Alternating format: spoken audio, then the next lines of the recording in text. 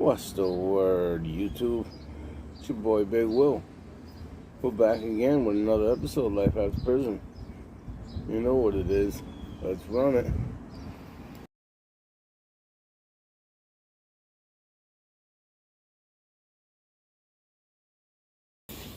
What up, people? It's all my day one people. Just want to say good morning. How's everything? How was your day? Mine's starting out pretty well. To all you new people, welcome. If this is your first time here, why don't you do me a favor? Hit that like and subscribe button. Really help out the channel, help me out a lot. Today I'm going to talk about how I got into a fight over some dumb shit with a good kid too. Like I say, you get into bullshit when you're in jail, right? Over stupid shit. But when you got swag, hey, what happened? You know, this is shit that happens on a daily. So, anyways, I brought this kid on to work with me. He was a friend of mine. His name is G. We were in laundry together. We were laundry workers, and like I said, laundry workers. Everybody wanted the job because it was a hustle. You made good money. You know what I'm saying? Excuse me. We made good money doing laundry. As a laundry worker, I had other perks, like I was able to work in property. Property was where you get all clean and brand new t-shirts, socks, underwears, sheets, blankets. When people leave, a lot of people, when they're on their day out, they just leave whatever they got left, like food or their radio, shit like that. Some people don't pass it out. Some people are just so anxious to leave, they just bring all that shit down the property and they leave it. Or if they go into a different facility, like if they get lugged out or some shit, a lot of times their strap will get left. Now, they have to leave it there for 30 days in case the person comes back for it. And after 30 days, the property guy does what he wants with it. He's dispose of it. Technically, he's not supposed to give it to us, right? But, you know, you do things for him. When he needs sheets right away or blankets, you get it done for him. You know what I mean? So, like the extra food or things like that, he would let me get. You know what I'm saying? Like I said, sneakers, sweats. And when you're in jail, them things, you can sell them things. You know what I'm saying? It's only for a couple of soups. You only sell them for soups or whatever you want. If you want to sell it for a beef stick or a candy bar, whatever the deal is. But you know, you'll tell somebody, oh, I want $3 for it. They're going to give you $3 worth of canteen. Now, it could be shampoo, could be, you know, deodorant, cosmetics. It could be anything. Whatever they have, they'll bring it to you. Now, with that being said, I brought this kid on, Zeus. But the problem with this was that me and my boy G did it for shit. We were together probably about 4 or 5 months together. Now G brought me in, you know what I'm saying? So G had already a bunch of his customers that were established. I had people that I knew that were there. So once I got into the property, I had my own customers. But the thing is that we split everything. You know what I'm saying? It goes in, but we split everything. But the thing is this: I may have 2 or 3 people that are just personal for me. G had a couple people that are just personal for him. Like if he wanted cards done, if I wanted something made up for my girl, you know what I'm saying? If there was suboxone on the yard, you know what I'm saying? If we wanted it, we worked out deals with people. People would come to us and say, hey, you know, like the artist, that people who draw on sheets, right? If you can get a brand new sheet, It's nice and crisp. It makes for a nice picture. They can draw on it. It's nice. It's brand new white, right? So people draw on them. When you're doing, even just living there, after a while your sheets get all dingy and they get like balls on them and shit. They're real cheaply made, you know what I'm saying? So they're shit, you know what I mean? After a couple of washes, they get shit, you know what I'm saying? So you'll have people come up to you and say, hey, you know, I'll give you what do you want for, 6 new t-shirts, and now the thing is this, you're only supposed to have a couple t-shirts. If they come down and do a cell search and you got all this extra contraband, they'll take it from you, first of all. To take it from you, now this is the thing, this is the other thing about being a laundry worker and being a property guy, is that when they do cell searches and stuff, everything gets thrown in a big pile, and it all goes down to property, and then it all goes down to laundry to get washed. So the thing is this, when it goes out, when they take it from the block, it's whoever's doing laundry, they get it. So, like if I have an exclusive black tank top, nobody else has one, right? I can either sell it or I keep it. Now, if the COs see it, they're going to take it from you, right? If you got a wife beater at all, they're going to take it from you, because there's no wife beaters. It's just t-shirts. When you're in good with some COs, if they see it, they'll tell you, listen, put a shirt on, don't let me see it again.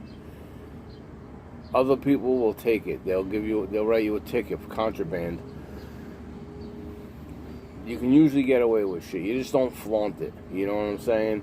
When people come off the street with nice thermals, or people come off the street with like official box of briefs and shit, like when you're in property, you can get that shit. You go out and people on the block will buy it. You know what I mean? They don't want tidy whities and shit like that, so you get a lot of perks. Well, anyways, G got lugged. For, he wanted to take his lunch over to the laundry room. The CO on charge the CO that was in charge that day had a problem, so he gave G a problem. He's like, and we do it every day. We would take our lunch. I was laundry workers. We would take our lunch because it was only across the walkway was the chow hall from the laundromat, right? Or the laundry room. So we would be able to take our lunch usually all the time and go right across and eat it. Well, this CO was having a bad day. He gave my boy G a problem, told him he couldn't take his lunch over there. So G got pissed off. Instead of him just walking out, because like I said, we had a good thing going over there. For us to be laundry workers, we were out all day long. When everyone else would be locked in, we would be able to get out and be in the laundry room. It'd be nighttime, we'd be able to be in the laundry room because we'd have to get shit done for property, or we'd have no blankets for new people coming in, you know what I mean? So they would tell us, hey, listen, they call us to work, we need this, we need that. Like I said, if they had a shakedown, they'd have bins and bins of extra clothes and shit. So when they would take shit, like I said, someone will come up to you and say, hey, they took my boxes, get them back to me, I got you, no problem. So it was a big hustle on laundry. Well, anyways, when G got lugged he wanted to take his lunch, the CO told him no. So when he went to throw it in the barrel, like, he picked it up and just slammed it, and the CO took it as a threat. Because G was my workout partner. The kid was huge, right? He was a big kid. So the CO was just having a bad day. Took him as a threat. He was gonna slap me, which he wasn't. It was just he was pissed. CO had him lugged. So once you get lugged, it fucks up everything. It messes up the whole routine we have going. With shit coming in, contraband coming in. It messes up our hustle. But the thing is, now it gets passed down to me. Now it's just fully my thing. So I can either take somebody on or I can do it myself. Well, it gets to be overwhelming because like I said, everybody's laundry gets washed together, right? when you're in laundry, you get orders from people. Oh, I want my shit washed separately. So they'll have that shit washed and dried and folded separately, and you pay, $6, $6 for an order, and people do it like, so you're only supposed to have your laundry done on certain days. I'm down there every day, so people will pay to have their laundry done every day. You know what I'm saying? Hey, no problem. They're called personals, and then they're called regulars, right? So regulars is everybody in the whole jail that just gets mixed together. Personals is people who are paying to get their shit done. G gets lugged. Now I say, I'm going to take my boy Zeus on. His name was Jesus. He was another big Dominican kid. I think he was Dominican. I'm not sure if he was Dominican or Puerto Rican. I want to say he was a mix. But he was from Brockton. He was a big kid. He had already beat a murder charge, but he was a big kid. Like, he did 6 years fighting a murder. He ended up beating it. And then he was back on some assault and battery charge. He was doing 2 years. So I said, hey, listen, he was in the same plant as me. And I'm like, what's up, Zeus? You want to come down the laundry work with me? He's like, oh yeah, definitely, because he got canteen and shit, but not regularly. You know what I mean? So I took Zeus in, and we had it going. Well, I had personals, like I said, I had personal clients and stuff already, so I was making an extra $11 a week on my own. You know what I'm saying? $11 a week is big. You know what I'm saying? When you're getting $11 in canteen every week, it's big. Never mind the $60 a week, $70 a week that we would split. You know what I'm saying? So he was looking at me like, "Oh, you're making an extra fucking 11." And I'm like, "Dude, I got personal shit. Like, I do my personals. If you want to get a couple of customers on your own, that's fine." So the thing what he was trying to do is he was trying to take people that we had already as customers, and he was like, "Oh, I know, dude." Yeah, I know him too, dude. You know what I'm saying? But he was trying to take them as his. Oh, no, I'm going to take this guy as personal. No, the fuck you ain't. You know what I'm saying? First of all, you're not just going to come in here on my gig and start running shit. No, that's not going to happen. But Zeus was very forward because he was a big kid. But the thing is this, he had gotten into a fight before I got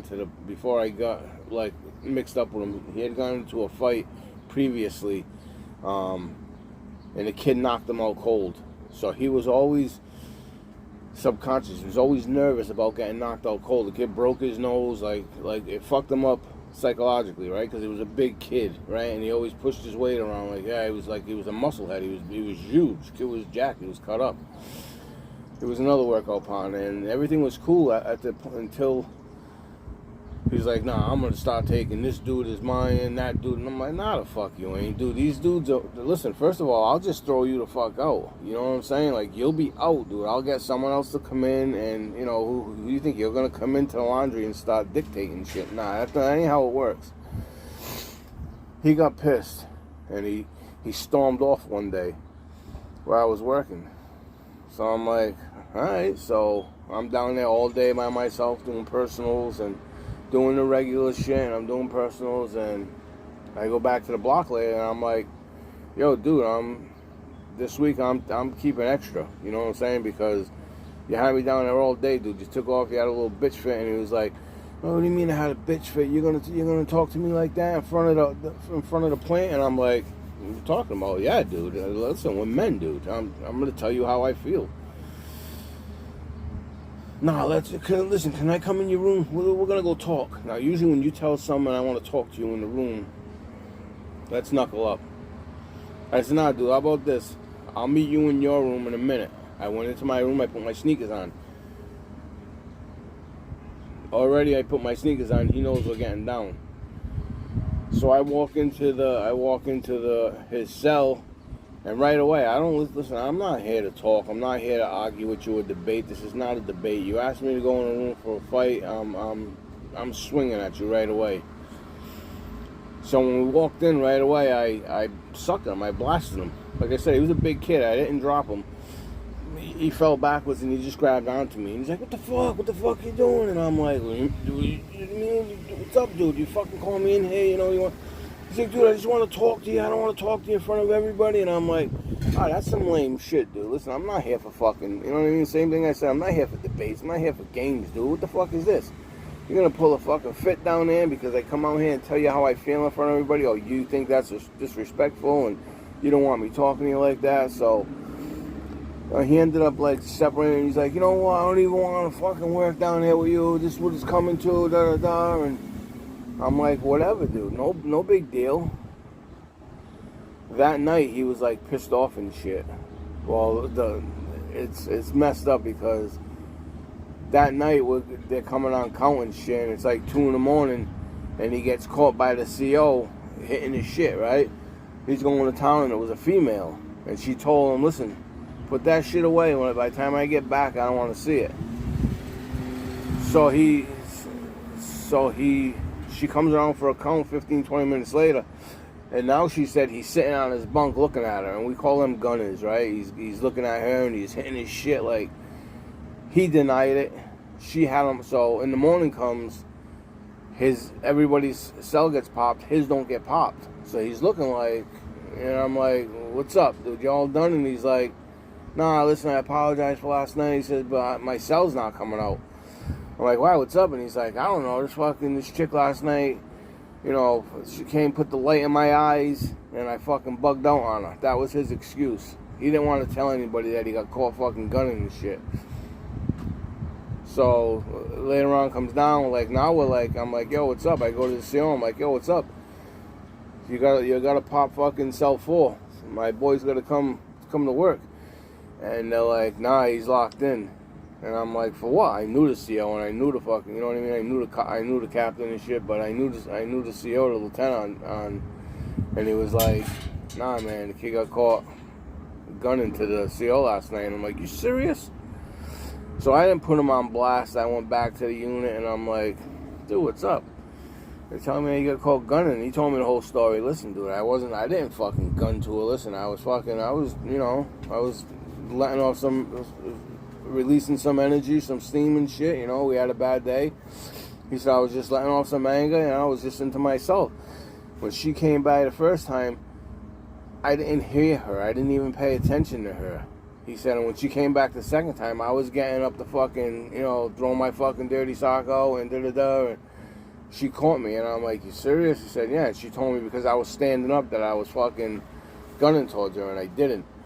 So it came down to it. He ended up seeing the disciplinary board, the D board, and he ended up having just a 3-day lockdown, and they didn't press any charges on him. She didn't want to press any charges on him. He ended up getting out and after the weekend, but over that weekend he had apologized to me and he wanted to come back. But like I said, it's just the way people fight over stupid shit, man. He wanted to fight over trying to, like, I mean, it was the principle of shit, you know what I'm saying? Like, you're just not going to come in and dictate my shit. It's my gig, you know what I'm saying? Like, you're just going to come in and dictate over $11. Now, $11 in jail is big, you know what I'm saying?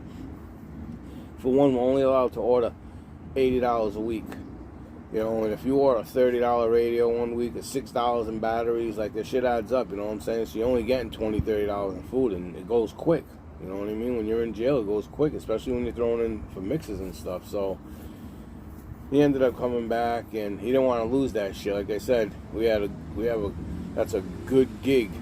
I advise any of you, if you're ever going into DHOC, get down there and get that property job over in Ash Street. Get that worker's job. Same thing over in Dartmouth and the mods and shit. If you can get to be a laundry worker down there for the mods and stuff, it's the same thing. And you're doing property and stuff, you get to be a property worker. You're always getting new raises. They're 50-cent raises. They sell them, I don't know, $1 or something like that in a canteen. But they're one blade, little cheap orange things, this big. You know what I mean? But like, you can sell them. You sell them by the dozens, dude, because we get boxes of them. In property, you get in there, you know, when you come in as a inmate, they give you a razor. Hey, can I get a razor? They give you a razor. If you're indigent, you get a razor and stamps. All that shit, I can get all that shit from property when people leave it and shit. So it's a good gig to have, and you know, I didn't give up that shit. I had that shit for shit. Probably a year and a half. I had the laundry. I had the laundry work for a year and a half, probably. Probably about 13 months I had it. But it was, this is a little thing about what I say about you fight over stupid shit. But if you don't want to get into that shit, you don't want to fight with people over dumb shit, you don't want to watch your back, you don't want to worry about taking a shower when people coming in and hitting on you or possibly taking your manhood. You don't want to worry about all that shit. Listen, it's a beautiful day out here. It's 80 degrees out here. You know what I'm saying? 85 degrees out here. It's beautiful out here. Stay outside, man. Get out on the street. Get a job. Do the right thing. Be positive. Be a productive member of society. Have some swag, but do it the right way. You know what I mean? You'll be fine, man. Life will go on and you'll be good. You don't need prison. Prison don't make you tough. It makes you stupid. You know, but with that, it's your boy Big Will. Again, hit that like and subscribe button if you made it this far. I appreciate all of you that have been down since day one. Any of my new subscribers, you're not just subscribers, your family. You know, you mean a lot. Personally, I appreciate every single one of you. Thank you for stopping in. Thank you for being part of the Life After Prison family. And we'll see you on the next one. I also do reaction videos. I give my thoughts on stupid shit happening out there. I got my next video lined up. You want to see my paperwork? I'll let you know. I had a comment. Dude didn't believe that. I don't know if he didn't believe, but he was like, you have 23 pages of your record. I do. A lot of them are misdemeanors and stuff, you know, but I do. I'm going to go through my paperwork on the next video, and I'll catch you on the next one. It's your boy Big Will, Life After Prison. Stay out of prison. Stay on the streets. It's beautiful out here. Love your family. Be a productive member of society. Be that superhero to your kids that they wish you are. And it don't always take money to be a superhero. It's in your heart. As long as you're doing the right thing and providing for your family and showing them love. You don't even have to do it financially. You can just do it mentally and physically. If you got a woman that's got a perfect job, you know, that's perfect. It's your boy Big Will. See you in the next one. Life After Prison. Peace.